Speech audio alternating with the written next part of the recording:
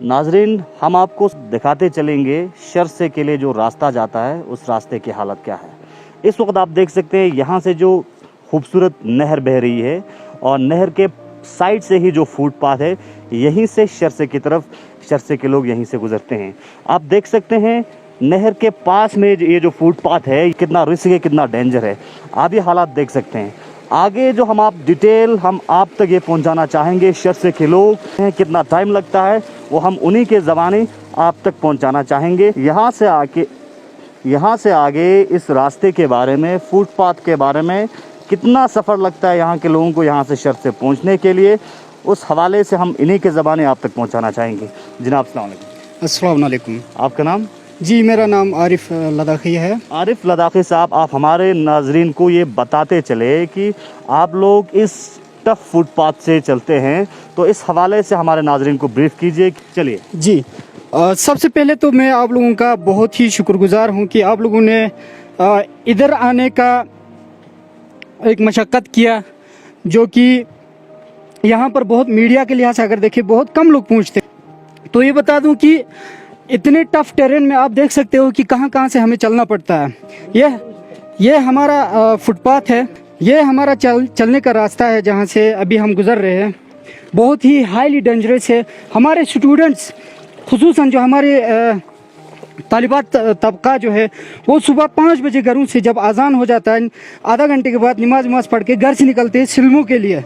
यानी कि उनको 4 घंटा यहाँ से चलना पड़ता है, आने में 3-4 घंटा लगता है। कभी गाड़ी मिलती है, कभी नहीं मिलती है, लेकिन चलना यहीं से पड़ता है।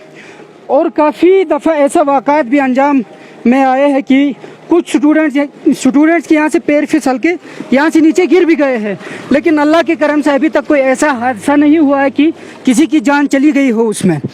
लेकिन आपको ये बता दूं कि जब हमारा कोई पेशेंट होता है, खुसूसन हमारे बुज़ुर्ग जो शख्सियत होता है या कोई हमारी हामिला औरत होती है, कोई हामिला बहन होती है, तो बहुत सारा ऐसा वाक़ात हुआ है। ये बहुत ही बदकिस्मती की बात है। तो आप देख सकते हैं कैसे यहाँ से सामान, अभी मेरे पीठ पे तकरीबन 20 kg का वज़न उठाया हुआ है मैंने इस बैग में। अपने घर के लिए जो ज़रूरी अशिया है वो मैं इसमें उठा के चल रहा हूँ। तो आप खुद यहाँ ऑब्जर्व कर सकते हैं कि हमें कहाँ कहाँ से चलना पड़ता है। ये देख लीजिए।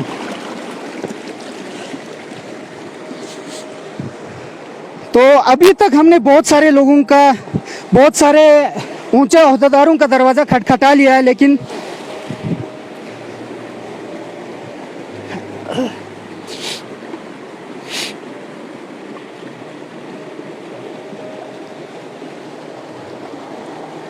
सारे ऐसे वाक़ात हुए कि जिसमें हमारे जो तबी लिहाज से जो मसले होते हैं, जैसे हमारे बुज़ुर्ग बीमार होता है तो उनको हॉस्पिटल भी हम नहीं पहुंचा पाते।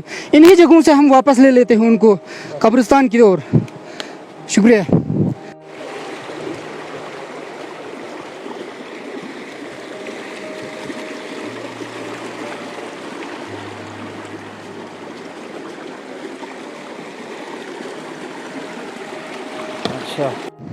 शर्से इलाके के लोगों को अपने गांव पहुंचने के लिए काफ़ी लंबा सफ़र तय करना पड़ता है।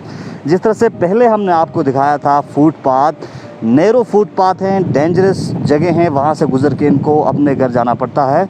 अब ये एरिया देख सकते हैं, यहाँ से ये लोग को अपने घर की तरफ जब भी जाना होता है इसी जगह से गुज़रते हैं। और बहुत सारे जगहों पे चूँकि सफ़र लंबा है, 1.5 घंटे से ज़्यादा का सफ़र है, तो इसको मद्देनज़र रखते हुए यहाँ के लोगों ने बहुत सारे पॉइंट्स बनाया है ताकि वहाँ पे रेस्ट कर सके।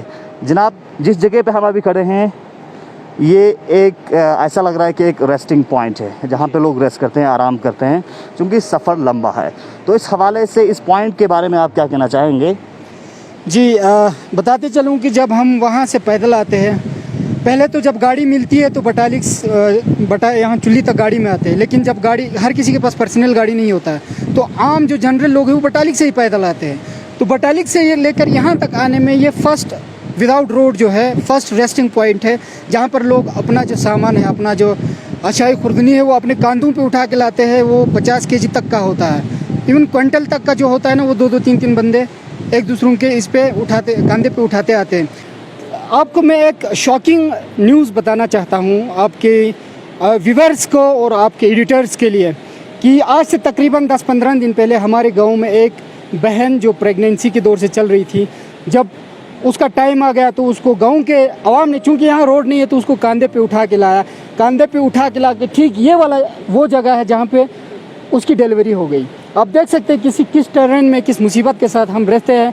ऐसे ही नहीं, इतना ही नहीं है, बहुत सारे लोग ऐसे हैं जो ज़ईफ़ लोग हैं, जो बुज़ुर्ग तरीन लोग हैं, उनको भी अपने कांधों पे, जो मरीज़ होते हैं उनको कांधों पे उठा के लाते हैं।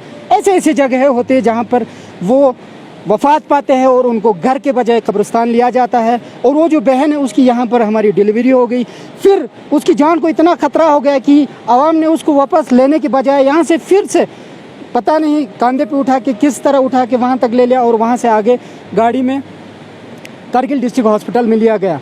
और उसके बाद बहुत सारे, और एक हमारी बहन थी जिसको यहाँ से, वो बहुत सारी सीरियस बीमार हो गई, उसको यहाँ से उठाकर कंधे पे उठा के लोगों ने ले लिया। बड़ी मुश्किल से रात को यहाँ गाड़ी आ गई और हमतुल्लाह जहाँ से आप आते वहाँ पे उसकी डेथ हो गई।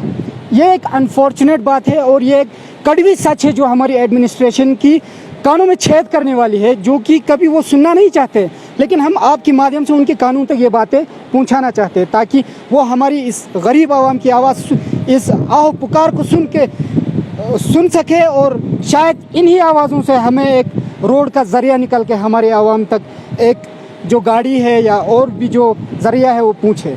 तो ये फर्स्ट रेस्टिंग पॉइंट है, यहाँ पर हम रुकते हैं और प्यास भी बहुत लगती है और ऊपर वाले के करम से, अल्लाह के फजल करम से नदी भी यहाँ से बहती है, तो यहाँ पे हम अपना प्यास भी बुझा लेते हैं।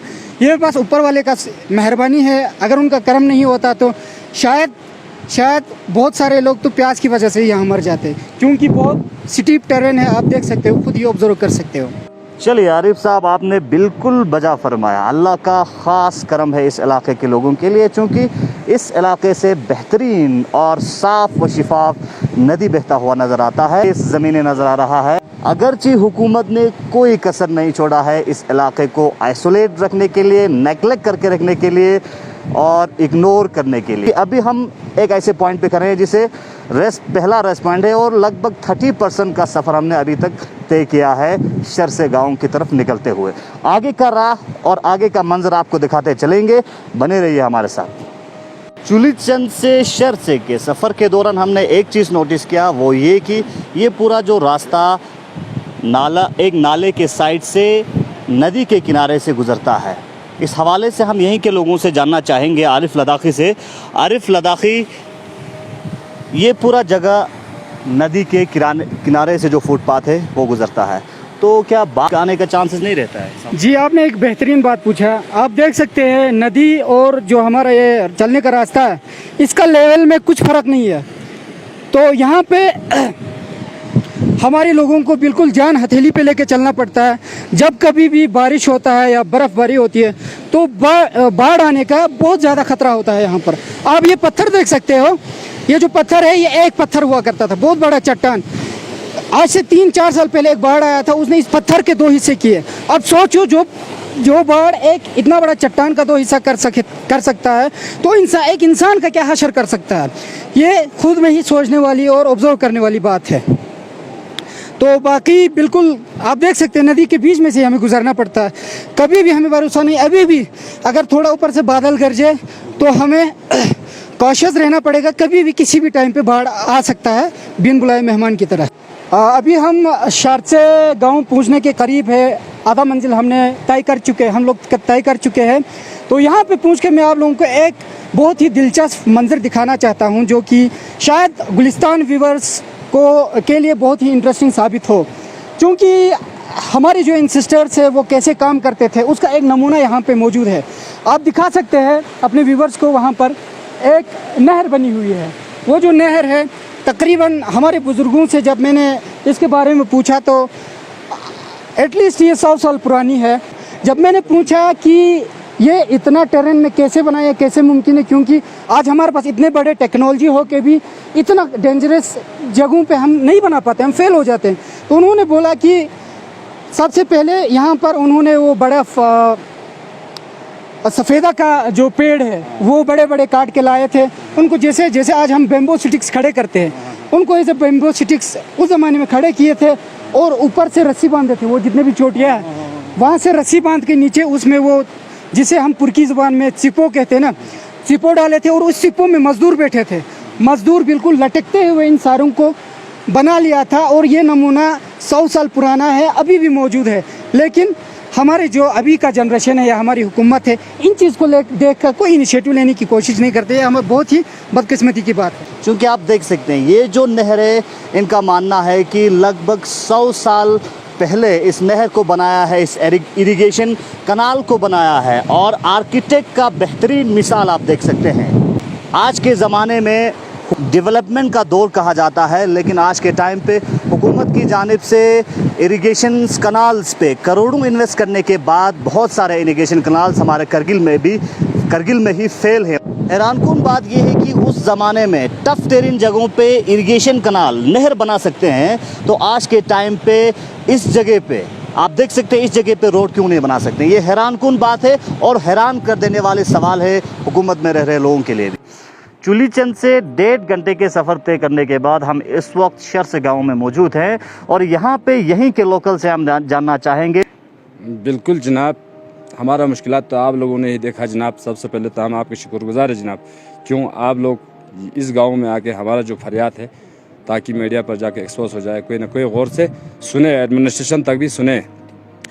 तो ये रोड ना होने की वजह से बहुत मुश्किलात है, ख़ासकर डिलीवरी प्रॉब्लम होता है और बाकी एमरजेंसी पेशेंट भी होता है, उनको बहुत मुश्किलात का सामना करना पड़ता है। रोड तो सिर्फ 2.5 किलोमीटर है, 2.5 किलोमीटर। अब तक हुकूमत 2.5 किलोमीटर रोड बनाया नहीं अभी तक। तो हम बार बार हुकूमत से गुजारिश करते हैं कि भाई हमारा 2 किलोमीटर रोड है, 2.5 किलोमीटर रोड है, तो अभी तक किसी ने नहीं सुना। बोलता है इलेक्शन के वक्त, बोलता है हम करेंगे, ये करेंगे, वो करेंगे, सो करेंगे, और बाद में जो है भूल जाता है। आज तक, आज 21वीं सदी में हम इस हाल में हम जी रहे हैं। तो ये रोड ना होने के कारण पर हमारे जो बच्चे हैं एजुकेशन के लिए भी मुश्किलात होता है, तो बहुत सारा प्रॉब्लम होता है, ख़ासकर बुज़ुर्ग जो है उनको भी प्रॉब्लम होता है। तो ये फुटपाथ अभी टेम्परेरी जो फुटपाथ है, टेम्परेरी फुटपाथ है, इंडियन आर्मी डिफेंस के ज़रिए ये बना हुआ है। सिविल एडमिनिस्ट्रेशन ने हमारे लिए कुछ नहीं किया, अभी तक कुछ नहीं किया। ये जो चलने के लिए टेम्परेरी फुटपाथ है, ये इंडियन आर्मी का हम शुक्रिया अदा करना चाहते हैं, इन्होंने बनाया है हमारे लिए। ये है जनाब। नाजरीन, शहर से इलाके के रास्ते भर का सफ़र आपको दिखाया और साथ ही साथ यहाँ पे आके यहाँ के लोगों से बात की, उनके इश्यूज़ आप तक पहुँचाने की कोशिश की। जिस तरह से आज के टाइम पे 21वीं सेंचुरी में यहाँ के लोगों को आज भी बेसिक फैसिलिटीज़ से महरूम रखा गया है। गवर्नमेंट ने आइसोलेट करके रखा है, नेगलेक्ट करके रखा है, क्योंकि आज के डेट में यहाँ पे रोड कनेक्टिविटी के लिहाज से रोड कनेक्टिविटी नहीं है, इंटरनेट फैसिलिटी नहीं है, सब सेंटर पर प्रॉब्लम है। और ख़ासकर स्टूडेंट्स को यहाँ से लगभग 4 से 5 घंटा सफ़र तय करना पड़ता है यहाँ से सिल्मो के लिए। तो ये सारे इश्यूज़ हैं। और अगर हम एक अहम चीज़ बताएं, इस वक्त हम मौजूद हैं, ये जो कॉन्स्टिट्यूंसी है ये लद्दाख ऑटोनोमस हिल डेवलपमेंट काउंसिल कारगिल के चेयरमैन, चीफ एग्जीक्यूटिव काउंसिलर की कॉन्स्टिट्यूंसी है और यहाँ का हालात आपको हम दिखा रहे हैं। अब देखने वाली बात यह है कि कब तक इन जैसे इलाकों के ऊपर हुकूमत की जानिब से गौर किया जाता है। बड़े बड़े दावे फेल होते हुए नज़र आ रहे हैं। जब हम लगातार ग्राउंड ज़ीरो पे जाके ग्राउंड ज़ीरो से ही जो सिचुएशन आपको दिखाने की कोशिश करते हैं, तो बहुत सारे ऐसे इलाके हैं जहां पे अभी भी बेसिक फैसिलिटीज़ से उन इलाकों को महरूम रखा गया है। हालांकि हम आपको बताते चले, रोड के हवाले से, रोड कनेक्टिविटी के हवाले से गवर्नमेंट को एक चैलेंज ज़रूर देखने को मिलता है, वो इलाकों के बीच में डिस्प्यूट होने की वजह से। लेकिन बड़ी चैलेंज नहीं है, क्योंकि गवर्नमेंट अल्टरनेट राह निकाल के इस चीज़ को फुल कर सकते हैं। जिस तरह से बहुत सारे इलाकों में इसी तरह पे अल्टरनेट राह निकाल के इस चीज़ को हल किया है, कनेक्ट किया है रोड कनेक्टिविटी के हवाले से। लेकिन शहर से इलाके के लोग इनके इश्यूज़ को लेके गौर नहीं किया है। ये देखने वाली बात है आने वाले वक्त में जिस तरह से हुकूमत की जानिब से इन सारी चीज़ों पे गौर किया जाता है। शर्त से मोहम्मद इसाक, गुलिस्तान न्यूज़, करगिल लद्दाख।